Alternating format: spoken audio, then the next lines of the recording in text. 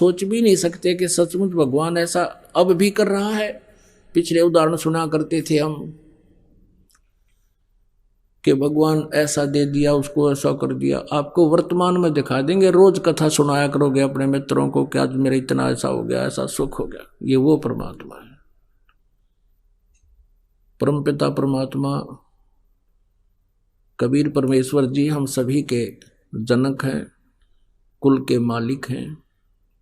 हम सभी आत्माओं के एकमात्र वो हितैषी हैं, और इसीलिए वो अपने सतलोक को छोड़कर, इसे सुंदर इतने अच्छे लोक को छोड़कर यहाँ आते हैं, गंदे लोक में कुछ समय रहते हैं, और उस समय हम काल प्रेरणा से उनके साथ कितना दुर्व्यवहार करते हैं।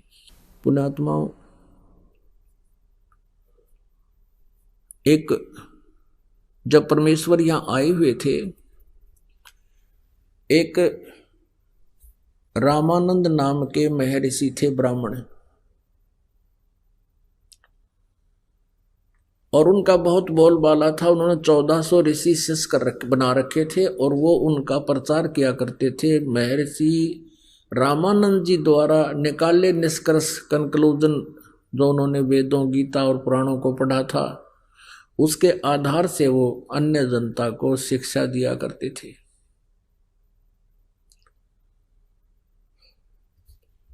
एक दिन परमेश्वर कबीर जी जब 5 वर्ष के हो गए थे, उन्होंने एक उस ऋषि को, विवेकानंद नाम था उसका, जो रामानंद जी के शिष्य थे, उसका सत्संग सुना। वो वैष्णु साधु थे, विष्णु जी की महिमा सुनाते थे, विष्णु जी को सर्वेश्वर बताया करते थे, श्री कृष्ण जी को परम शक्ति बताते थे। परमात्मा ने प्रसन्न किया उस विवेकानंद से कि महर्षि जी, मैं आपसे एक प्रश्न करना चाहता हूं। आप जी कह रहे हो कि भगवान विष्णु जी का कहीं जन्म नहीं हुआ, ये सर्वेश्वर हैं, महेश्वर हैं, मृत्युंजय हैं, कालज्ञ हैं, इनके कोई माता पिता नहीं। परमेश्वर ने कहा कि मैंने शिव पुराण में कथा सुनी थी, एक ब्राह्मण तय रुद्र संहिता के अंदर स्पष्ट लिखा हुआ है, 5वें, 6ठे, 7वें, 8वें अध्याय में, कि सदा शिव रूपी काल रूपी ब्रह्म से और दुर्गा इस शक्ति से, दोनों के संयोग से विष्णु की उत्पत्ति हुई, और ब्रह्मा जी की उत्पत्ति हुई, और शिव की उत्पत्ति हुई। और देवी भागवत में लिखा है, ब्रह्मा विष्णु जी स्वयं कहते हैं कि हमारा तो जन्म और मृत्यु होता है, हम अविनाशी नहीं हैं। अब उसके पास वो रखी हुई थी पुस्तकें, उसने उठाकर देखी विवेकानंद ने। अब परमात्मा के दिए ज्ञान से उसको कुछ पढ़ने को मिला कि सचमुच इसमें कुछ लिखा तो है कि विष्णु जी का जन्म हुआ, ब्रह्मा जी का जन्म भी इन्हीं से हुआ। लेकिन पुण्यात्मा, जब तक परमात्मा की कृपा नहीं होती, यह बात आंखों देखकर भी विश्वास नहीं होता। क्योंकि विवेकानंद और हम सभी ने पहले कुछ भी नहीं सुन रखा था, अपने सदग्रंथों का कोई ज्ञान नहीं था, और लोक वेद जितना सुन रखा होता है कि आंखों देखकर भी सदग्रंथों को विश्वास नहीं करते। इसमें जो लिखा है यह सच्चाई है, हम उस लोक वेद पर दृढ़ रहते हैं। ऐसी स्थिति विवेकानंद की होगी, आंखों देखकर भी नहीं माना। दूसरा कारण ये था, उसको पता था कि संस्कृत मेरे सिवा यहाँ कोई नहीं जानता जितने श्रोता हैं। कह दिया कि झूठा है, ये झूठ बोलता है, ऐसा कुछ नहीं है। और परमात्मा कबीर जी 5 वर्ष के थे, तिलक लगा रखा था जैसे वैष्णु साधु लगाया करते हैं। विवेकानंद जी ने पूछा कि तू कौन है, क्या तूने कहीं दीक्षा ले रखी है? तो परमेश्वर कबीर जी के बोलने तो पहले ही श्रोता कहने लगे, ये तो उस नीरू धानक का बेटा है, दुल्हाई का बेटा है, इसका कबीर नाम है, इसकी तो आदत खराब है, ये किसी भी ऋषि महर्षि के पास जाकर उठपटांग बातें करता है, सबको ऐसे ही पूछता रहता है। एक आध श्रोता ही ऐसे बोलने लगा।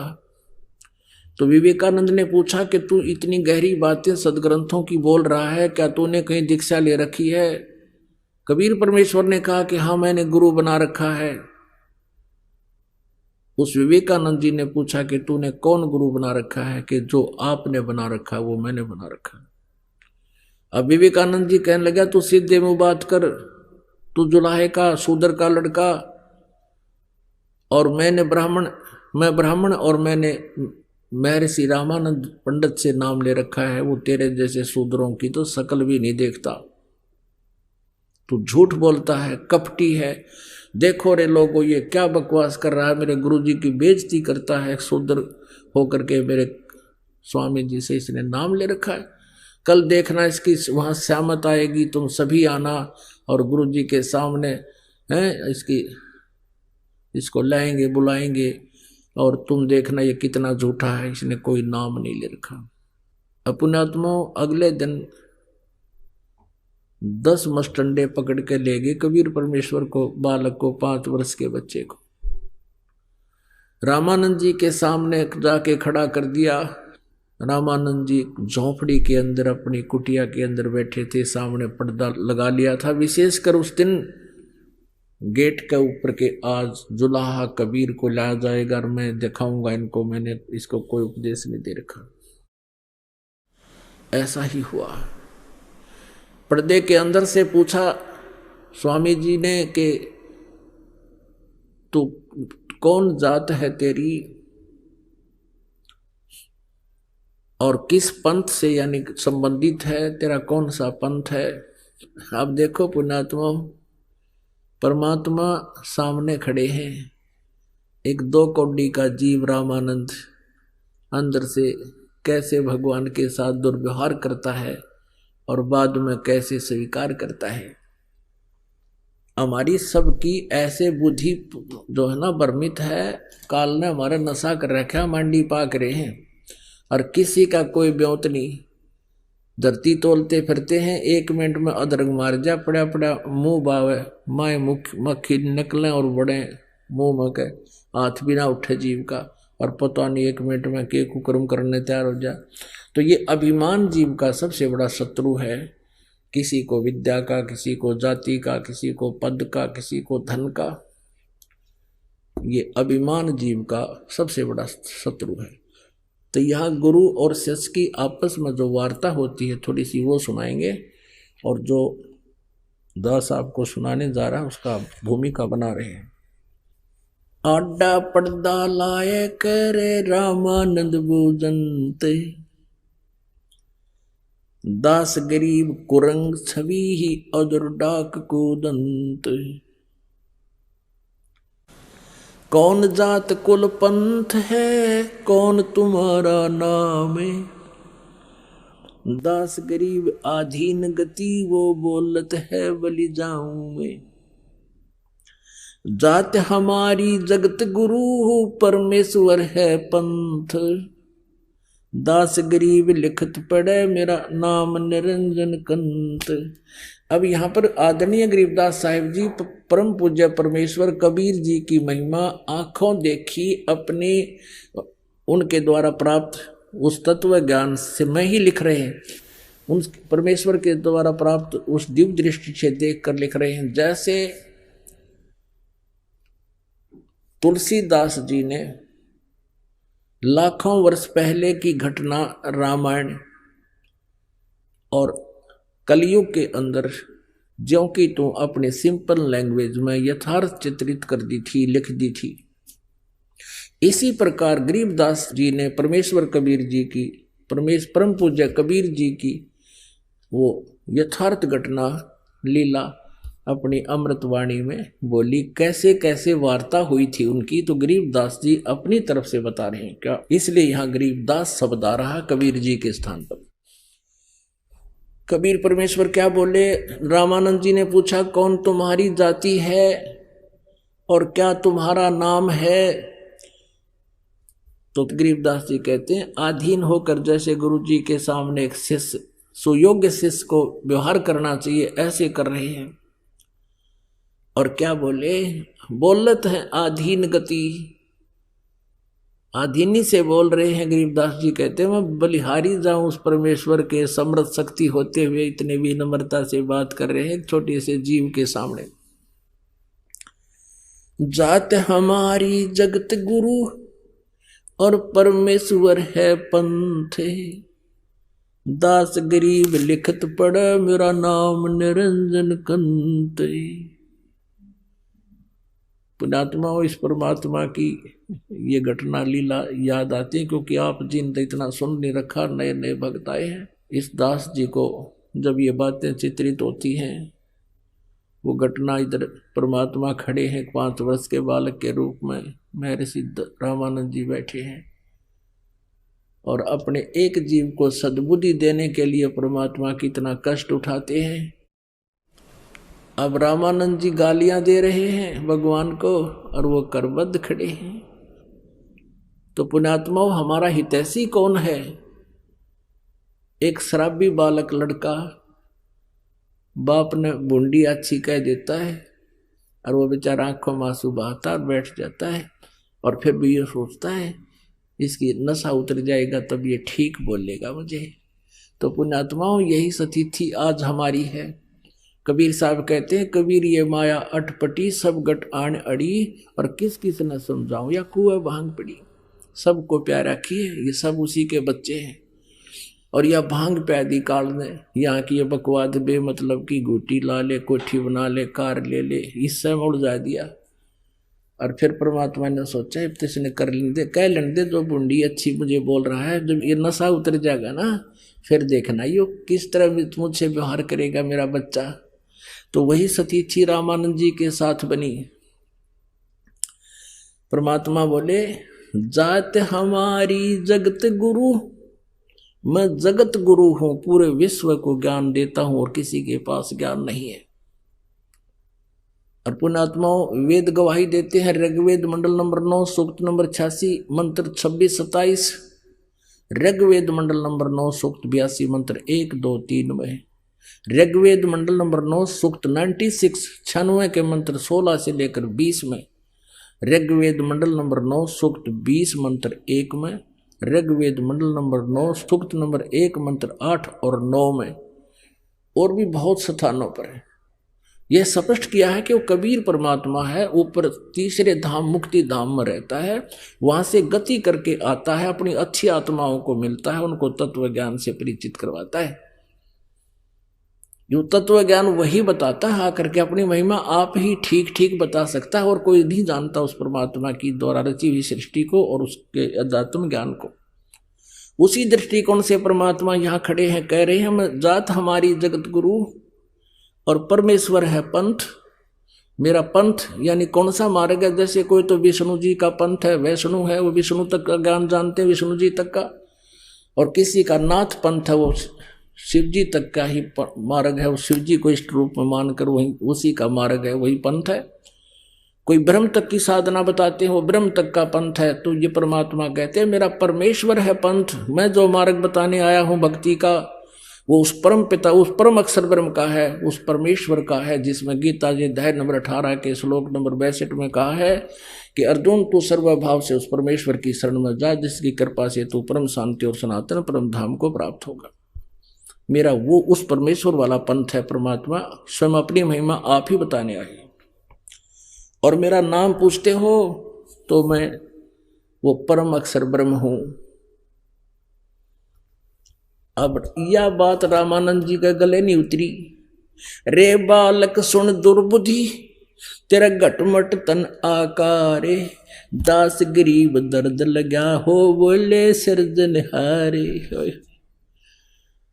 अब देख, गरीबदास साहब जी कह रहे हैं कि भगवान ने अपने आप को भगवान कह दिया कि मैं परमात्मा हूं। तो इस बात का दुख हुआ रामानंद जी को, और गाली देने लग गया, रे बालक सुन दुर्बुद्धि, तेरा घटमट तन आकार तो दिखाई देता, साकार भगवान तो निराकार है।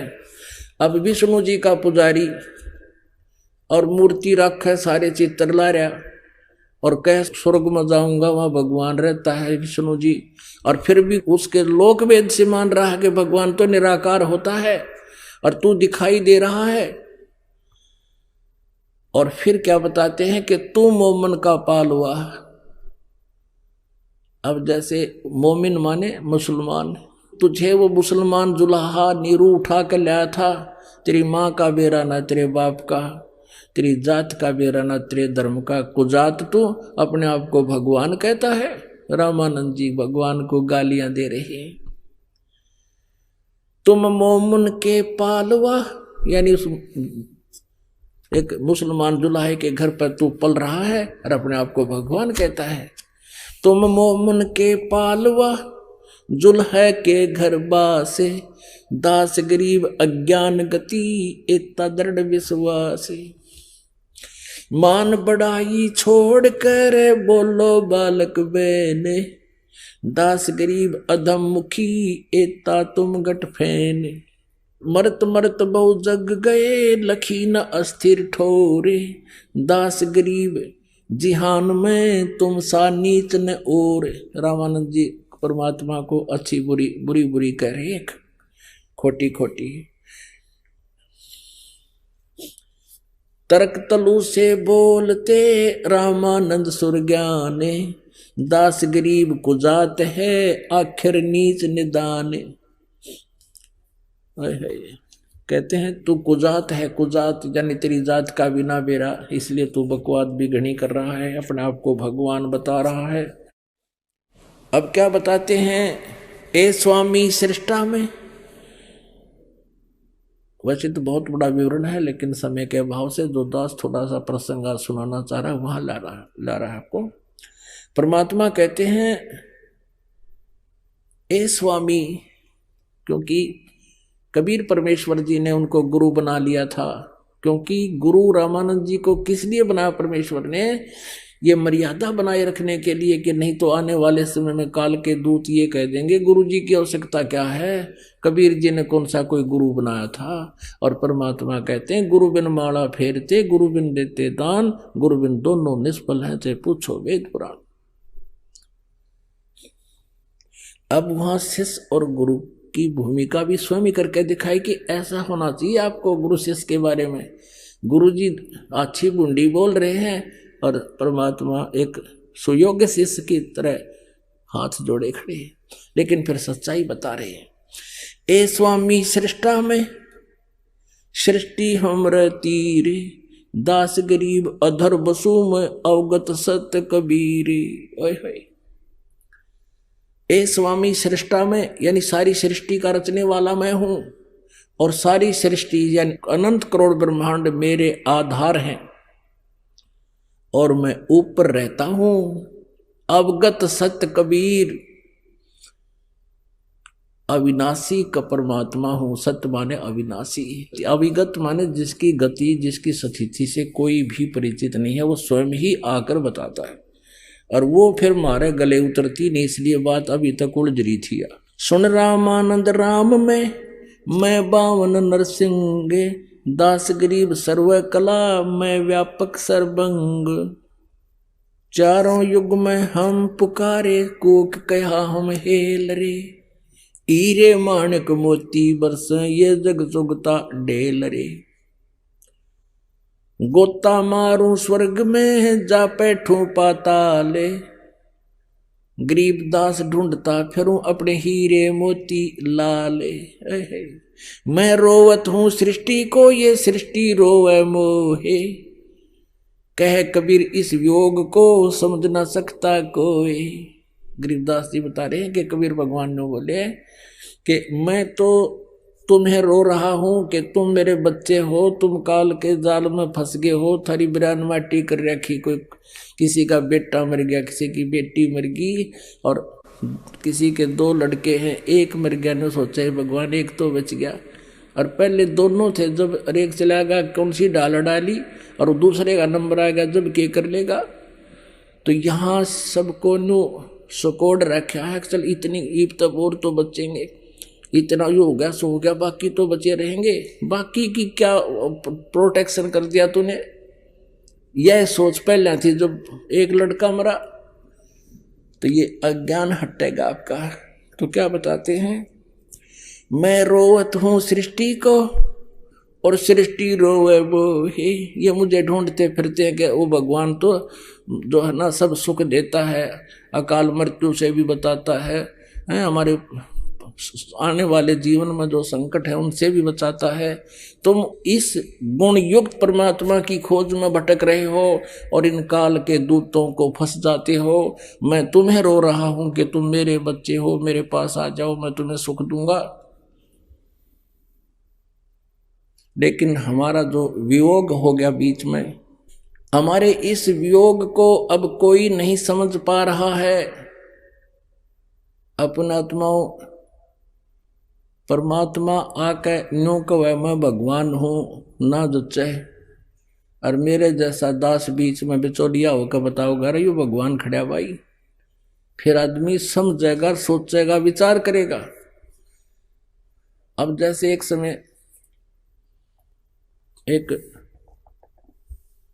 जो है मंत्री आ गया उसमें गांव में, और कुछ व्यक्ति गांव के इकट्ठे हो गए जहां उसने आना था, और वो ऐसा सीधा साधा सा सिंपल अपने वे से आके और वहां खड़ा हो गया उन व्यक्तियों में ही। तो जब वो आया उसकी कोई परवाह नहीं कर रहा था, अरनो देखे थे वो मंत्री ना आया और वो वहां खड़ा है, उसने उसका धक्के मारे, इन्होंने बोले भाई मंत्री जी आना हो रहा है। और वो उसके साथ फिर गनमैन था, वो कहने लगा अरे ये है मंत्री जी, सचमुच है कहा, फिर लग गए उसका, नहीं चौधरी साहब राम राम। अब वो आप ना जच्चा हो जाए, इकला उतरने कह दे मैं मंत्री हूँ कि वो जाना नहीं थे नु के पड़ा रहे तो क्यों गाड़ी गुड़ी कोई देखी कोई ना, वो पैदल उतर कर दूर तक चल पड़ा बेचारा, गाड़ी पीछे छोड़ा, लोग नो ना सोचेंगे क्यों तो गणी टोर में आया है। तो इस प्रकार अगर भगवान आकर नो भी कह दे मैं भगवान हूं ना जच्चा किससे कह, और मारे जैसा बताओगा उसके 100 गुण और उससे हुए हुए बेनिफिट, फिर मारा बुद्धि में होगी सचमुच यू है परमात्मा। मैं रोवत हूँ सृष्टि को, सृष्टि रोवे मोहे, गरीबदास इस वियोग को समझ न सकता कोई। कहने का भाव ये है कि रामानंद जी ने फिर कहा कि भाई बच्चा ये तो घनी बड़ी, क्योंकि कॉन्फिडेंस से बोल रहे परमात्मा। रामानंद जी के जगह घर करे थी कि जो न्यू के है कि मैंने सारी सृष्टि रची न्यू है, तो उसकी आत्मा पकड़ी गई। उसने सोचा यू कदे फिर इससे निपटूंगा, कुछ ज्ञान चर्चा करेंगे तो कुछ अच्छी बात बोला है। उससे पहले उसने अपनी कोई क्रिया करनी थी, एक मानसिक पूजा करे था रामानंद जी। विष्णु जी की मूर्ति जैसे स्वप्न में कोई स्वप्न देखता हो वैसे करता था।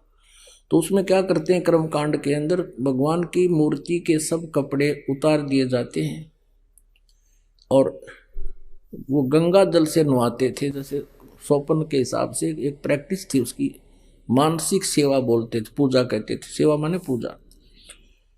तो मानसिक पूजा कर रहा था, जैसे भगवान की मूर्ति के कपड़े उतार दिए, नहा दिए गंगा जल से, सब कपड़े पहना दिए, धोती भी कुर्ता भी हैं, और तिलक लगा दिया जैसे वैष्णो साधु लगाते हैं तिलक, एक लंबा डेताई का, और ऊपर मुकुट रख दिया। अब सारा कुछ कर दिया, फिर देखा कि आज भगवान के गले में कंठी ना डाली माला। अब उसने सोची माला रखी दिखी अलग, सपने में जैसे होता है, उठा कर उसने सोची भी माला, अब माला ना डाला गले में तो पूजा खंडित। और उस दिन मुकुट रख दिया, मुकुट नवा धोवा कर भगवान को मुकुट उतारा नहीं जा सकता, अगले दिन ही उतरेगा उसी समय, ऐसा उनका विधान है कर्मकांड का। जब मुकुट उतारे तो पूजा खंडित, भगवान की बेइज्जती हुए, और वह माला ना डाले तो भगवान फिर अधूरी श्रृंगार रह गया भगवान का। असमंजस में हो गया, उसने सोची ला मुकुट के अंदर से माला को डाल देता हूं। वो माला मुकुट में फंस गई, नहीं गई आगे। अब रामानंद जी कोस रहा अपनी किस्मत को, हे भगवान आज मेरे तो कौन सी गलती होगी, आज मुझ पापी से क्या हो गया, पहली बार जीवन में आज यह भूल लगी मुझे, ऐसी क्या बात होगी, मेरे तो आज का सारा दिन व्यर्थ हो गया, मेरे से लगता है भगवान रुष्ट हो गया, मेरा तो पिछला जीवन ही नष्ट हो जाएगा। बड़ा चिंतित हुआ। आगे पर्दा है, कोई मूर्ति बाहर नहीं है, मानसिक पूजा रामानंद जी कर रहे हैं। और फिर परमात्मा ने बाहर से कहा, 5 वर्ष के बालक के रूप में खड़े परमेश्वर ने, कि स्वामी घुंडी खोलकर इस माला की गांठ खोल लो और फिर माला गलदार, फिर वह गांठ ला दे दोबारा गले में भगवान के डाल के, आपने मुकुट उतारना नहीं पड़ेगा। अब रामानंद जी ने सोचा, रे तेरा गजब यो भगवान खड़ा, बाहर तो कोई वस्तु दृष्टि गोचर नहीं है, मैं कोई साकार मूर्ति नहीं रख रहा, सेगनी क्रिया कर रहा, मैं तो मन से कर रहा हूं। और इसने मेरे मन की बात बता दी। कहते हैं आडा पर्दा दूर भगा और लीना कंठ लगा। कहां तो उसको एक जुल्हे का लड़का धारण कर कुजायत कर रहा था, और फिर भगवान सामने दिखाई दिया, सीने से लगा लिया। 5 वर्ष के बालक को 104 वर्ष के वृद्ध ने। पुण्यात्माओं, इसको ब्राह्मण कहते हैं, इसको भगत कहते हैं। कहते हैं ब्राह्मण सोए जो ब्रह्म पहचाने, ब्रह्म ने परमात्मा को पहचान ले। और लोक लाज मर्याद जगत की तृण जो तोड़ बगावे, जब कोई राम भगत गत पावे। अब एक तरफ तो सारा समाज बैठा, ब्राह्मण वर्ग बैठा था, और रामानंद जी 1 नंबर के ब्राह्मण थे। बात भी यहीं अड़ी हुई थी कि वो नहीं मान रहे थे कि कबीर जी दुल्हे को रामानंद जी ने उपदेश दे रखा है। और उसी समय रामानंद जी ने देखा, बाढ़ में जाओ, ये समाज जिस उद्देश्य के लिए सारा जीवन ला रखा, 16 साल की उम्र में साधु बन गया था, और आज वो भगवान सामने खड़ा, ये समाज क्या देगा मुझे, ये सोचकर भक्त ने भगवान को सीने से लगा लिया। अब जब परमात्मा को सीने से लगाया तो उनका शरीर में हड्डी नहीं थी, इतना रुई जैसा शरीर था। यजुर्वेद अध्याय नंबर 40 के मंत्र नंबर 8 में उसमें लिखा है कि सपरि आगात शुक्रम अकायम असनाविरम कबीर मनीषी स्वयंभू परिभू व्यवधाता। वो परमात्मा कबीर परमेश्वर जो है वो यहाँ तत्वदर्शी संत रूप में आता है, और उसका शरीर बिना नाड़ी के जोड़ जुगाड़ का होता है। शुक्रम अकायम, माता पिता के संयोग से बनी हुई शुक्र सी उसकी शरीर नहीं होता। तो वही रामानंद जी प्रमाण कर रहे हैं। अब क्या होता है, रामानंद जी ने और भी बहुत से प्रश्न किए, परमात्मा ने सॉलिड उत्तर दिए। रामानंद जी कहने लगे, बच्चा मैं तेरे से बहुत गहराई से बात करना चाहता हूं। परमात्मा कहने लगे, ठीक से स्वामी जी बातें करो। वो बैठ गए एक साइड में जाकर दोनों जने, और वो ब्राह्मण गए विदक। वो जो नो देखना रहे थे कि, और साथ में वो विवेकानंद भी विदक क्या कि स्वामी जी का तो बुढ़ापे में दिमाग खराब हो गया, और एक शूद्र के बच्चे को सीने से लगा दिया। वो तो सारे खिसक गए, बैठ गए दोनों गुरु चेला, भगवान और आत्मा पुण्यात्मा जिसके लिए वो उतर कर आते हैं। अब रामानंद जी देखो, इस मन की बड़ी जो है ना खराब वृत्ति है इसकी। एक बार तो मान लिया भगवान है, फिर अपने ज्ञान से फिर सोचने लग गया, फिर प्रश्नों की जड़ी लगा दी भगवान के सामने।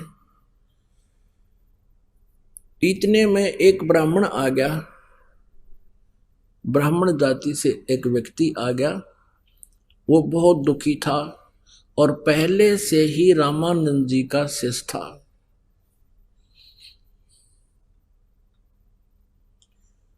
और पहले से ही रामानंद जी ने उनको क्रियाएं बता रखी थी, तू ऐसे जंतर कर ले, ऐसे मंत्र कर ले, ये साधना कर ले, तुझे सुख होगा। अब उस शिष्य ने सारा कुछ कर लिया था, और उस दिन वो घना दुखी था और आके कहने लगा, गुरुदेव मैंने आपके द्वारा बताए गए सारे जंतर मंत्र कर लिए, जो भी साधनाएं आपने दी थी मैंने कोई कसर नहीं छोड़ी। लेकिन मेरा पूरा परिवार जकड़ा पड़ा है और सभी दुखी हैं। और गुरुदेव हम टोटे न भी गणे दुखी कर रखे हैं, दारिद्र भी खूब है, बस कभी ना कभी आत्महत्या करना ही शेष रह गया है। अब रामानंद जी ने कहा, पहले तो वो जंतर उसको साधनाएं बताता था, ऐसे कर ले ऐसे कर ले, फिर देखा कि आज तो इसने किल्ली काट दी कि मेरा ना कति लाभ हुआ, अब मरूंगा। तभी इनके पास एक और जड़ी होती है नकलियों के पास। ये क्या कहते हैं कि देखो भाई, देखो बात सुनो, ये तेरा प्रारब्ध में लिखा हुआ पाप कर्म है, ये तो बच्चा तुझे भोगना ही पड़ेगा। आपने सुना है भगवान श्री विष्णु जी ने नारद के द्वारा दिए गए श्राप को भी भोग कर ही पूरा किया। श्री रामचंद्र रूप में आए थे और उन्होंने अपने कर्म का जो श्राप दिया था नारद जी ने, वो भोगना पड़ा। पूरा जीवन अपनी पत्नी के योग में बिताया। और सुन, जैसे सुग्रीव के भाई बाली को मारा था भगवान श्री रामचंद्र जी यानी विष्णु जी ने एक वृक्ष की ओट लेकर धोखे से, और फिर श्री कृष्ण रूप में उस बाली वाली आत्मा ने शिकारी बनकर भगवान श्री कृष्ण रूप में प्रगट उत्पन्न श्री विष्णु जी के पैर में तीर मार के अपना बदला लिया। कर्म का दंड तो भाई भोगना ही पड़ता है, देखो भगवानों ने भी भोगा। अब वो शिष्य कहने लगा, महाराज जी आज आपकी किसी भी बात का असर मेरा नहीं हो रहा, मैं तो घना दुखी हो गया। अब परमात्मा कबीर जी बोल पड़े बीच में कि स्वामी जी, जिन भगवानों और देवताओं की तुम पूजा करते और कराते हो, उनसे पाप कर्म नहीं कट सकता, उनसे जीव दुखी से सुखी नहीं हो सकता, क्योंकि आपके भगवान का विधान है जैसे कर्म आपके लिए है वैसे ही भोगने ही पड़ेंगे। और परम अक्षर ब्रह्म जिसका मैं संदेश लेकर आया हूं, परमात्मा ने अपने को छुपा कर वहां कहा, वो परम अक्षर ब्रह्म घोर पाप का भी नाश कर देता है। अब वो रामानंद जी कहता है कि बच्चा कबीर जी, भगवान की विधान में कहीं भी मैंने नहीं पढ़ा, मैंने चारों वेद पढ़ लिए, गीता जी मैंने पढ़ ली, पुराणों का मैं ज्ञाता हूं, परमात्मा के विधान में कहीं नहीं लिखा है कि वो जीव के पाप नाश कर सकता है, प्रारब्ध का नाश कर सकता है। परमेश्वर ने कहा कि स्वामी जी यजुर्वेद अध्याय नंबर 8 के श्लोक नंबर 13 में देखिएगा। अब रामानंद जी का संस्कृत तो सारी याद थी, पर उसका निष्कर्ष पता नहीं था, इसका अर्थ क्या बना, वास्तविकता क्या है। तो उसने तुरंत ही संस्कृत बोल दी। परमात्मा ने कहा इसकी हिंदी भी सुना दे। तब रामानंद जी ने कहा कि सचमुच इसमें तो ऐसा ही लिखा है कि परमात्मा तो घोर पाप का विनाश कर देता है। अब देखिएगा यजुर्वेद, हाँ उसमें क्या कहता है रामानंद जी के बच्चा, मैं नहीं, ये तो आप किसी भी उसको देख लीजिए, वो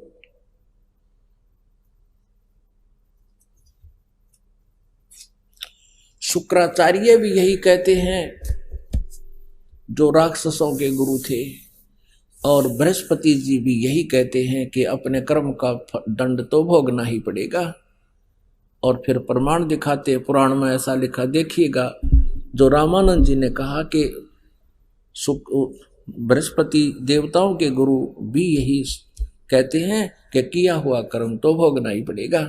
देखिएगा श्रीमद् देवी भागवत है, गीता प्रेस गोरखपुर से प्रकाशित है। संपादक हैं हनुमान प्रसाद पोदार और चिमन लाल गोस्वामी।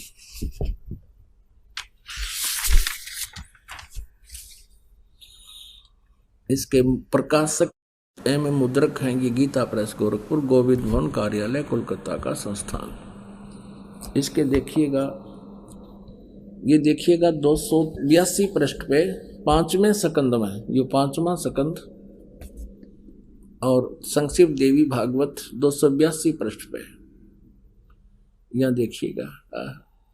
व्यास जी कहते हैं, Vyas ji is the writer of Purans, Vedas and Gita ji. Vyas ji कहते हैं देवराज इंद्र की बात सुनकर बृहस्पति जी उनसे कहने लगे, बृहस्पति जी देवताओं के गुरु हैं, आध्यात्मिक गुरु, कहने लगे 283 पृष्ठ पर, प्रारब्ध कर्मों का अभाव बिना भोगे नहीं हो सकता। यह स्पष्ट है। आर्य संपूर्ण देवता तुम्हारे सहायक हैं, तुम स्वयं भी बुद्धिमान हो, फिर भी जो होनी है, जो भी होनी है वह होकर ही रहेगी, तुम उसे टाल नहीं सकते। ऐसी स्थिति में सुख और दुख की चिंता में नहीं पड़ना चाहिए। महाभाग दुख और सुख ये दोनों कर्मशः है, पुण्य और एवं पाप के क्षय के सूचक हैं। देखो ये बुद्धि ने कहा, जो दुख आ रहा है उस तो तेरे पाप कट रहे हैं, और सुख जो है वो तेरे पुण्यनाश हो रहे हैं। बड़ा बड़ा बढ़िया विधान बता रहे हैं। अतएव विद्वान पुरुषों को चाहिए कि सुख के अभाव में भी सर्वथा आनंद का ही अनुभव करें। इवन की बात अब हास्य आवा पाने, दास ने तो खूब आवा है। अरे जब सुख के अभाव में बोलो, अतएव सुख के अभाव में भी आनंद का अनुभव करे। अतएव महाराज इस अवसर पर सुयोग्य मंत्रियों से परामर्श लेकर विधि पूर्वक यत्न करने में कटिबद्ध हो जाओ। यत्न करने पर भी जो होनहार होगा वह तो सामने आएगा ही। वारे देवताओं के गुरुओं, अब क्या कहा है बृहस्पति जी ने कि भाई सुख के अभाव माने दुख में भी आनंद का अनुभव करना चाहिए। अब किसी का पेट में दर्द हो जा, हो गया ना सुख का अभाव, आनंद रहेगा, दिखाइयो किलकी मारेगा। अब वो तो पेट के दर्द की पीड़ा की कोई औषधि मिला जिसके कारण वो अभाव हुआ है सुख का, तब वो आनंद हो सके। इस तरह की बकवाद करने वालों ने देश डबो रखा है। एक समय ये दास, एक पिंडारा गांव है जींद के पास, और वहां एक गीसा पंथियों का आश्रम है। उस समय तक इस दास को नाम देने का आदेश मेरे गुरुदेव ने नहीं दिया था, और मुझे कुछ मालिक की प्रेरणा थी। ये दास ये इस चीज से प्रभावित था कि गीसा संत जी को, आदरणीय गीसा साहिब जी को भगवान मिले थे, और उनसे उसके पंथ के लोगों को भी कबीर परमेश्वर का ज्ञान होगा, इस उद्देश्य से उनका सत्संग हो रहा था। पंडारा वहां चला गया तो वहां क्या कर रखा उन्हें सांग, ये लाल कपड़े वाले गीसा पंथी, बिना गीसा पंथी और भी निरे बुला रखे, और उनमें से एक व्यक्ति ये उसके विषय में ये बताया जाता था स्टेज सेक्रेटरी के द्वारा कि ये बड़े विद्वान पुरुष हैं, काशी विद्यापीठ पढ़कर आए हैं, बड़े मर्मज ज्ञाता हैं अध्यात्म के। तो सभी श्रोताओं का ध्यान उस पर टिका रहता था। वो क्या कहता था कि ये जीव अपने आप को भूल गया है, जिस कारण से ये दुखी रहता है। कोई भी कर्म का दंड है वो शरीर को भोगना होता है, जीव स्वतंत्र होता है। और क्या बताता है कि एक समय में जा रहा था, एक व्यक्ति पीड़ा से करहा रहा था। मैंने उससे कहा, अरे भोले प्राणी, तू क्यों रो रहा है? ये कष्ट तो तेरे शरीर को है, जीव को थोड़ा ही दर्द होता है। तू अपने आप को जीव मान रहा है और जीव को दर्द महसूस कर रहा है, इसलिए तू दुखी है। तू मान ले कि तुझे पीड़ा नहीं है, शरीर को है, भोगने दे, इसका कर्म है, ये तो भोगना ही पड़ेगा। तो फिर क्या कहता है, उसी समय वो व्यक्ति कराहना बंद कर गया और उसको आभास हो गया कि तो शरीर का भोग है, शरीर को कष्ट है, पड़ा रहेगा, मुझे क्या है। वो सुखी हो गया। अब हमारे जैसे श्रोता बोले वाले तो सभी खुश हो जाते हैं, जो भी जैसा प्रवचन कोई करता उसी को सत्य मान लेते, क्योंकि हमें ज्ञान नहीं था। अब हमें ज्ञान हो गया, इनकी खाल तार जाएंगे सारे की, ये सब बकवास कर रहे हैं। तो उस समय जितने और जो बैठे थे उस स्टेज के ऊपर 10-12 लाइन में, वो सारे फेल कर दिए उसने। इस तरह के लतीफे तार बातें कह कर छोड़ दे। अब उन दूसरा की तरफ लोग आकर्षित नहीं रहे, उसकी तरफ आकर्षित हो रहे। अब वो दूसरे संत दुखी हो रहे। वक्ता हुए भी से थे, पर वो न सोचे थे आज थारी मार्केट डाउन होगी। अब कुदरती क्या हुआ कि तीसरे दिन, वो 3 दिन का सत्संग था, 2 दिन तो खूब चढ़ा रहा, तीसरे दिन सत्संग करके वो क्या करता था, उसका नंबर आता था सबसे पहले। वो करके सत्संग उठ कर चला जाता था, एक कमरा दे रखा था उसको आश्रम में, उड़े जाकर अपना रेस्ट करता। चौधरी पाक रहा था कति खूब लक्ष्मी चंद की तरह। अब वो क्या हुआ, वो उठ कर जाकर लेट गया, उसका पेट में दर्द हो गया।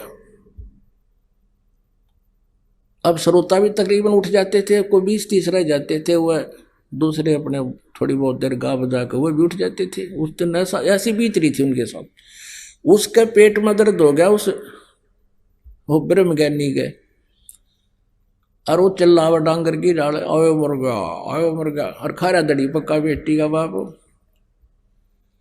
अब उसके दूसरा आश्रम था साथ में, उसके वहां से कार ले आई, उस कार में घेर के उसने 2-3 जने गए, जींद लाई का हॉस्पिटल में। वो 2 बजे से लाए थे, वो तड़के 6 बजे से पहुंचा वापस। उसकी ट्रीटमेंट हो गया, शांति होगी, पेट की पीड़ा ठीक होगी।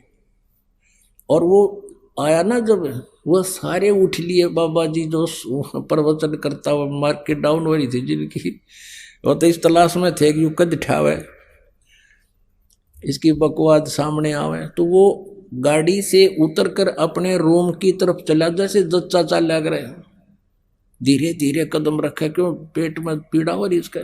तो उनमें से एक जो वो बुला रखा था, दूसरा आमंत्रित किए हुए हुआ था, वो आगे बढ़कर बोला, रे ब्रह्म ज्ञानी, रात को क्यों चिल्ला रहा था, तुझे पीड़ा थोड़ी थी, वो तो पेट को थी, भोगने देता, क्यों गया धक्के खाने वहां, बात बना रहा था। वो ने कहा चुप रह, चुप, चल चल अपना काम कर। अब उसकी पोल पाट की। तो वही सती थी इस या हमारे बृहस्पति जी की, देवताओं के गुरु की है। नो कह सुख के अभाव में भी आनंद ही महसूस करना चाहिए। पेट में दर्द हो, किलकी मारा आदमी, टांग टूट रही हो, बता कैसे सुख महसूस हो सकता है? उसका ट्रीटमेंट हो, जिस कारण से दुख है उसका समाधान हो, तब वो सुख अनुभव हो सकता है।